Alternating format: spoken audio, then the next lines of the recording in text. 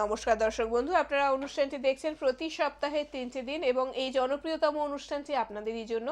যে কোনো সমস্যা থেকে মুক্তি পেতে, যে কোনো প্রবলেম হচ্ছে যার কাছে আমরা অনায়াসে খুলে বলতে পারি, যিনি একদমই মায়ের মতন এবং প্রত্যেকটি ক্ষেত্রে সরলতার সঙ্গে কাজ করছেন, সততার সঙ্গে কাজ করছেন এবং বহু দিক গুণ সম্পন্ন মানুষটি। তার কারণ যেমনভাবে জ্যোতিষশিক্ষা, বাস্তু সম্বন্ধে জ্ঞান এবং পাশাপাশি সংখ্যাতত্ত্ব করেছেন, উনি কেপি শিখেছেন এবং কৃষ্ণমূর্তি পদ্ধতি, সনাতন পদ্ধতি সমস্ত দিক সম্পর্কে ওনার ওয়াকিবহাল এবং অবশ্যই হস্তরেখা বিচার শিখেছেন এবং তন্ত্রের দ্বারা তন্ত্রের কাজ করছেন, তন্ত্রের দ্বারা মানুষকে সুস্থ রাখছেন, সুন্দর রাখছেন। এমন একজন মানুষ শ্রীমতী সুতপা ভারতী, যার কাছে আসলে যে কোনো দিক থেকে আপনি গাইডেন্স পাবেন, যে কোনো সমস্যা থেকে মুক্তি লাভ করবেন এবং অনায়াসে ওনাকে কিন্তু যে কোনো সমস্যার কথা বলতে পারেন আপনারা।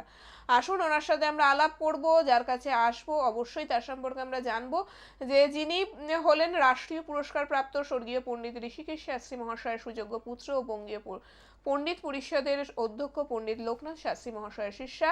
ওনার দ্বিতীয় জ্যোতিষগুরু হলেন ডক্টর রূপেশ চক্রবর্তী মহাশয়। এই দুই গুরুর কাছে উনি জ্যোতিষশাস্ত্র, হস্তরেখা, সংখ্যাতত্ত্ব এবং বাস্তুশাস্ত্র সম্বন্ধে শিক্ষা নিয়েছেন। এছাড়া ওনার তৃতীয় এবং শেষ জ্যোতিষগুরু হলেন অধ্যাপক শ্রী প্রবীরানন্দ শাস্ত্রী মহাশয়। তার কাছে উনি সনাতন এবং কৃষ্ণমূর্তি পদ্ধতিতে উনি জ্যোতিষ শিক্ষা নিয়েছেন এবং সূক্ষ্ম বিচারের শিক্ষাও নিয়েছেন। তারপর ওনার গুরুমা মহান্তি মুক্তানন্দ গিরিমা, যার কাছে উনি তন্ত্র সম্বন্ধে দীক্ষা এবং বিবিধ শিক্ষা লাভ করেছেন এবং যে কোনো গ্রহদোষ হতে মুক্তি পেতে গেলে এবং বিরূপ গ্রহদোষ প্রতিকার করাতে গেলে অবশ্যই খুব কম খরচে দ্রুত প্রতিকার করে থাকেন এবং বাংলা, হিন্দি, ইংরাজিতে হরোস্কোপ তৈরি করে দিয়ে থাকেন। এমন একজন মানুষ যিনি গোল্ড মেডেলিস্ট এবং মহামহোপাধ্যায় উপাধিতে ভূষিত, জ্যোতিষ সম্রাজ্ঞী, সংখ্যাতত্ত্ববিদ, হস্তরেখাবিদ, বাস্তুবিদ, তন্ত্র সাধিকা শ্রীমতী সুতপা ভারতী। আমাদের এই অনুষ্ঠানে ওনাকে স্বাগত জানাই। স্বাগত আপনাকে। নমস্কার দর্শক বন্ধুরা, প্রথমে আমি সকল গুরুদের প্রণাম জানাই, তারপর আমার মা বাবাকে প্রণাম জানাই, তারপর আমি গতদিন তন্ত্র নিয়ে আলোচনা করছিলাম, এটা তার পরবর্তী অংশ, আমি তারপরের থেকে আলোচনা করছি। সেদিনকে আমি বলেছিলাম তন্ত্র সম্বন্ধে বহু তথ্য দিয়েছিলাম এবং আজকেও বহু বিষয় নিয়ে আলোচনা করব। আর আপনাদের কাছে অনুরোধ, আপনারা আলোচনাটি মন দিয়ে শুনবেন এবং স্মৃতিতে রাখবেন, কারণ এগুলো সমস্ত ভালো করে বুঝে নিতে পারলে তারপরে আপনাদের নিজেদেরই উপকার হবে এবং ঠকবার ভয় কমে যাবে। কারণ মানুষ আজ দিশেহারা এবং তন্ত্রের এই বিরাট শক্তির ওপর আস্থা হারিয়েছে, বিশ্বাস হারিয়েছে, কারণ কিছু অসাধু মানুষ এটাকে নিয়ে খেলা করছে, এই তন্ত্রের মাধ্যম বানিয়ে নিজেদের উপার্জন করছে এবং এই তন্ত্রটাকে অবৈধভাবে ব্যবহার করছে। আর কিছু সিদ্ধ তান্ত্রিকগণ তারা নিজেকে লুকিয়ে রাখছে, নিজের বিদ্যাটাকে প্রচার এবং প্রসার করছে না, তার ফলে নিজের মধ্যে সীমিত রয়ে যাচ্ছে তন্ত্রের ব্যাপারটা। আমি খুব ভালো ভালো তান্ত্রিকদের সঙ্গেও পরিচয় আছে, যারা অনেক কিছু, কিন্তু তাদের পরিচয় লোক সমাজে আসতে চান না, নিজেদের সাধনা নিয়েই থাকেন, তাদের নিজেদের গুটিয়ে রাখেন, তার ফলে তাদের মৃত্যুর সঙ্গে সঙ্গে সমস্ত কিছু, সেই সব বিদ্যা সব লোপ পাচ্ছে। এবার সবার প্রথমে আলোচনা করি তন্ত্রবিদ্যার গুরু ও শিষ্য পরম্পরা ছাড়া, আমি তন্ত্র শিক্ষাটা শুরু কিভাবে হয় সেটা বলছি। গুরু শিষ্য পরম্পরা ছাড়া তন্ত্রবিদ্যা সাধনা করা যায় না, কারণ শেখানোও যায় না, শেখানোও যায় না। এই নাচ গান প্রভৃতি যেরকম একটা ঘরানা আছে এবং নানা রকম শৈলী আছে, সেই রকমই তন্ত্রেরও ঘরানা আছে এবং কিছু কিছু মূল জিনিস একরকমই থাকে, বাদ বাকি কিছু কিছু শৈলীতে আলাদা থাকে, তাছাড়া সব ব্যাপারই এক। আর প্রত্যেক ঘরানারই উদ্দেশ্য মানুষের উপকার করা। এই ব্যাপারটা প্রত্যেকেই ফলো করেন, যে মানুষের উপকার করব, এই ব্যাপারটাই তাদের প্রত্যেকের মাথায়, যে রাস্তা দিয়েই হোক না কেন। তার আগে আমরা জেনে নেব, প্রত্যেকটা মানুষকে সাধন ভজন করতে গেলে কিছু কিছু নিয়ম মেনে চলতে হয়। সেগুলো কি, আসুন আমরা জেনে নিই। সব থেকে প্রথম ব্যাপার হলো, সাধককে দেহ মন পরিষ্কার রাখতে হয়, ইন্দ্রিয়গণকে নিয়ন্ত্রণে রাখতে হয় এবং সামান্য চঞ্চলতাও চলবে না। তার জন্য অন্তঃচেতনাকেও জাগ্রত রাখতে হয় এবং কিছু জিনিস ফলো করতে হয়, সেটা হলো অষ্টাঙ্গ যোগ বলে। সেটা আমাদের মুনি ঋষিরা পালন করতেন এবং যারা সাধনার পথে এগিয়েছেন তারাও পালন করে আছেন। যারা ভালো ভালো তান্ত্রিক তারা এইভাবেই চলেন। আচ্ছা, সেটা হলো, প্রথম হলো যম নিয়ম, দ্বিতীয় সংযম, তৃতীয় আসন, চতুর্থ প্রাণায়াম, পঞ্চম প্রত্যাহার, ষষ্ঠ ধ্যান ও সপ্তম সমাধি, সপ্তম ধারণা ও অষ্টম সমাধি। এই যম নিয়মকে আবার 6 ভাগে ভাগ করা যায়, যেমন অহিংসা, সত্য, অস্তেয়, ব্রহ্মচর্য, অসংগ্রহ, অপরিগ্রহ প্রভৃতি। ব্যাসদেব যম নিয়মকে আবার আরও 6 ভাগে উনি মানতেন।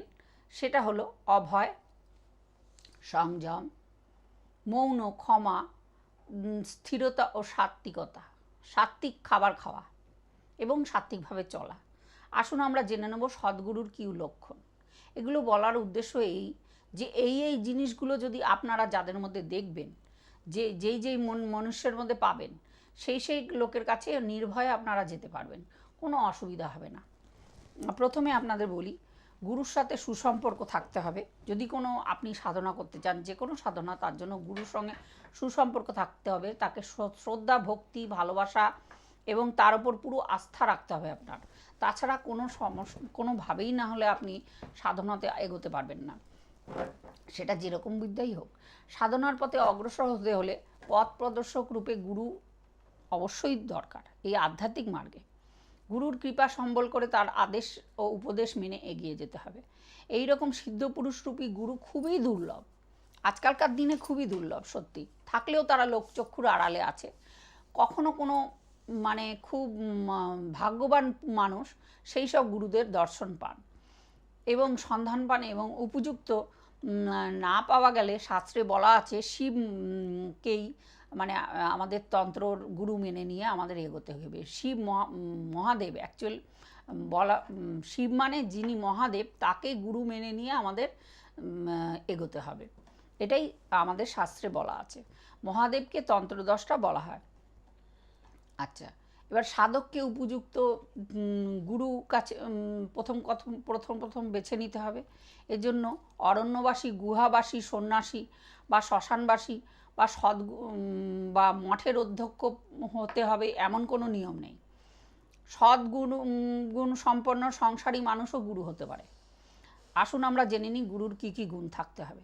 নিত্য পূজা পাঠকারী, নিত্য পূজা করেন এবং সত্যভাষী, সদাচারী, শান্ত স্বভাব, যার মনে ক্রোধ নেই, হিংসা নেই, লোভ নেই, ছলনা নেই, সকল বিষয়ে নির্লিপ্ত, সরল পবিত্র জীবন যাপন করে, যিনি কুসংস্কার থেকে মুক্ত, রাজনীতি ও ষড়যন্ত্র কিছুতেই নিজেকে লিপ্ত করেন না, যিনি কর্তব্যপরায়ণ, পরোপকারী, সংযমী, শাস্ত্র অধ্যয়নকারী, স্থির চিত্ত, মৃদুভাষী, অল্পভাষী এবং মৃদু, আস্তে আস্তে কথা বলে, তারাই সেই ব্যক্তি গুরু হবার যোগ্য। এবার জেনে নিন গুরুর কী কী দোষ থাকলে তাকে আপনি গুরুপদে বরণ করবেন না। সেটা হলো গুরু নিন্দাকারী যারা, তাদেরকে গুরুপদে বরণ করবেন না। ছলনাকারী, শঠ, লোভী, আলস্যপ্রিয়, হিংসুটে, পরশ্রীকাতর, অজ্ঞাত কুলশীল, সেই গুরুর কোন বংশের কোন পরিচয় নেই, কোনো নেই, এমন লোকের থেকে আপনারা কখনোই দীক্ষা নিতে যাবেন না, বা যেসব যে লোকেরা দীক্ষা নেন তারা মহাপাতকী হন।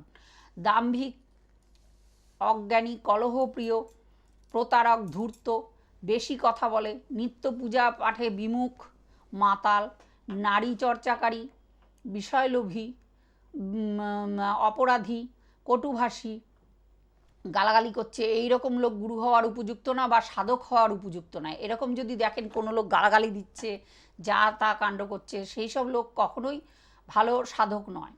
ক্ষমা ও দয়াহীন, এসব লক্ষণযুক্ত ব্যক্তিগণ মহাপাতকী হন, এদেরকে গুরু করা একদমই যাবে না।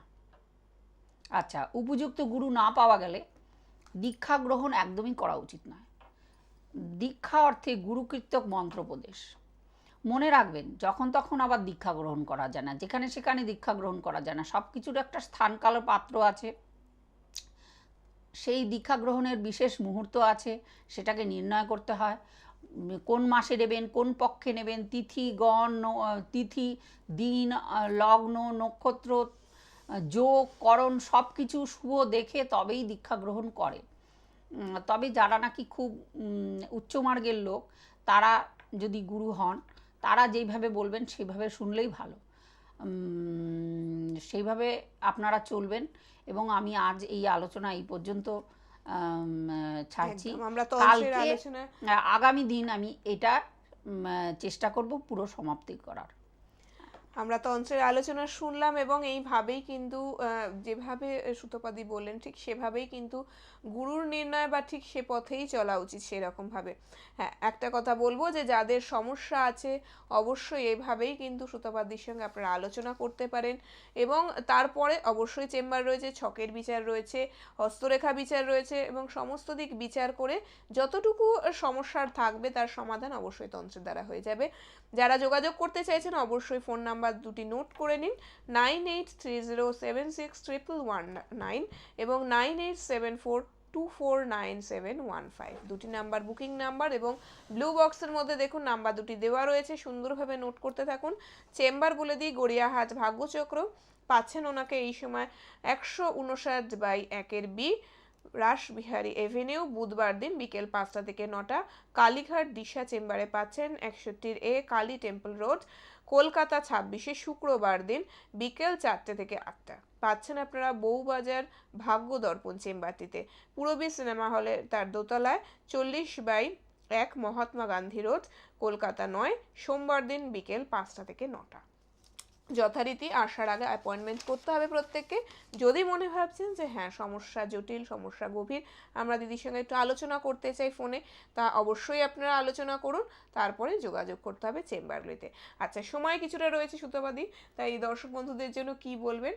ছোট্ট একটা মেসেজ সব সময় দিয়ে থাকেন, সুন্দর সুন্দর মূল্যবান কিছু কথা শুনে নিয়ে আজকে বলবো, যে কোনো বিদ্যা তোমরা আয়ত্ত করতে চাও, বিদ্যার্থীদের জন্য বলছি, যে কোনো বিদ্যা, যে কোনো জ্ঞান লাভ করতে চাও, সেই বিদ্যা, সেই সাবজেক্টের প্রতি প্রচণ্ডভাবে ভালোবাসা থাকতে হবে। সেটা যেই সাবজেক্টই হোক, গান বাজনা হোক, পড়াশোনা হোক, যে কোনো সাবজেক্টের পড়াশোনা হোক, কিছুই হোক, কি ভগবানের সাধনা মার্গ হোক, প্রথমে সেই সাবজেক্টটাকে ভালোবাসতে হবে। তারপরে গুরু যেইভাবে বলবে, সেই সাবজেক্টের যারা গুরু, তারা যেইভাবে বলবেন যে এইভাবে করো, ওইভাবে করো, তাদের কথা মতন চলতে হবে।